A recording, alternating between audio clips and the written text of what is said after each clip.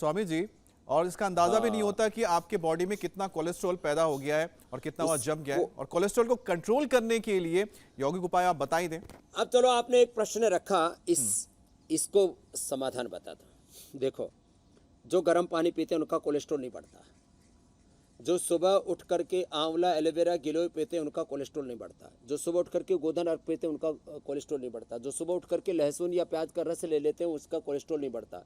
और इसको तैयार करके रखना हो तो लहसुन, प्याज, नींबू, अदरक और बराबर आजकल आंवला आ रहा है, आंवले का रस, इन 5 चीज़ों को लेने, लहसुन, प्याज, अदरक और नींबू, इनका रस निकाला बराबर मात्रा में, और इसमें आंवले का रस भी और डाल दिया, थोड़ा इसको गाढ़ा कर लिया मंद आंच पर धीरे धीरे, और उसमें फिर हनी मिला दिया।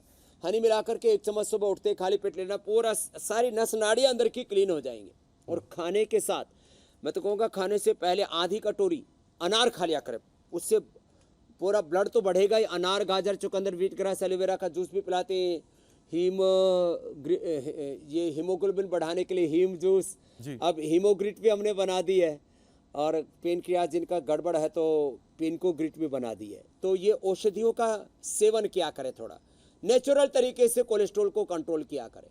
नहीं तो लिपिडोम और लौकी घनवटी ये भी हमने लोगों को दिया कि भाई आपको यदि रेडीमेड चाहिए तो लिपिडोम या लौकी घनवटी, और लौकी का जूस ही पी लेना, सबसे अच्छा ब्लड थिनर और जितने भी कोलेस्ट्रॉल की दवाइयाँ हैं, ये आपके TLC, WBC, RBC, प्लेटलेट्स, पूरा जो ब्लड का ताना बाना है ना, उसको पूरा डिस्टर्ब कर देते हैं, लिपिड प्रोफाइल को, लीवर किडनी प्रोफाइल को पूरा गड़बड़ कर देते हैं, फैटी लीवर जैसी समस्याएं कर देते हैं। इसलिए जो कोलेस्ट्रॉल के घटाने के नेचुरल तरीके, अब अर्जुन की छाल दालचीनी पिएंगे या ये अर्जुन घनवटी लेंगे तो नेचुरल तरीके से कोलेस्ट्रॉल भी कंट्रोल होगा और हार्ट भी सुपर स्ट्रॉन्ग रहेगा।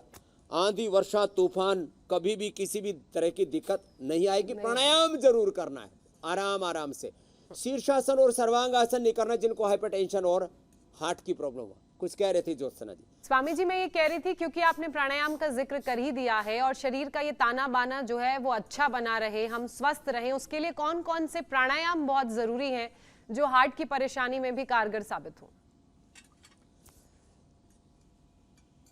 तो एक तो भस्त्रिका, आराम आराम से, फिर कपालभाति, यहाँ से पॉइंट दबाते हुए करें। देखो, मैंने लोगों का देखा जिनका 20-25 इजेक्शन फ्रैक्शन था, वो 50-60 पर आ गया 1 से 2 माह के अंदर ही।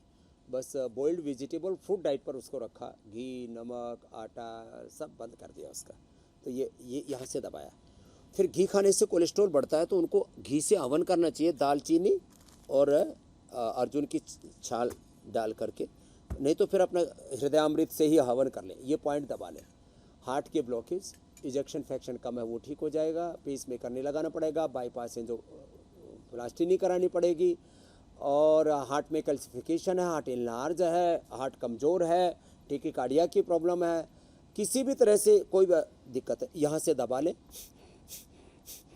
और ऐसे ऐसे कर लें।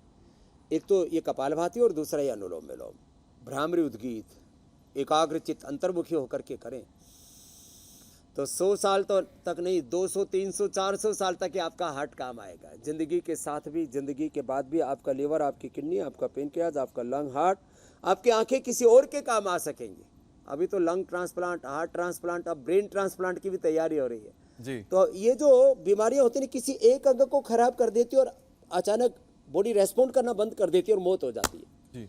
तो हार्ट कार्डियक अरेस्ट से, हार्ट अटैक से, ब्रेन के अटैक से, इनसे भी मौत होती है। लेकिन कोई भी एक अंग विशेष कमजोर पड़ जाता है और बॉडी रेस्पॉन्ड करना बंद कर देती है, आदमी मर जाता है। योग करेंगे तो समग्र स्वास्थ्य मिलेगा, कंप्लीट इंटीग्रेटेड हेल्थ मिलेगी, physical, mental, emotional, spiritual health एक साथ मिलती है।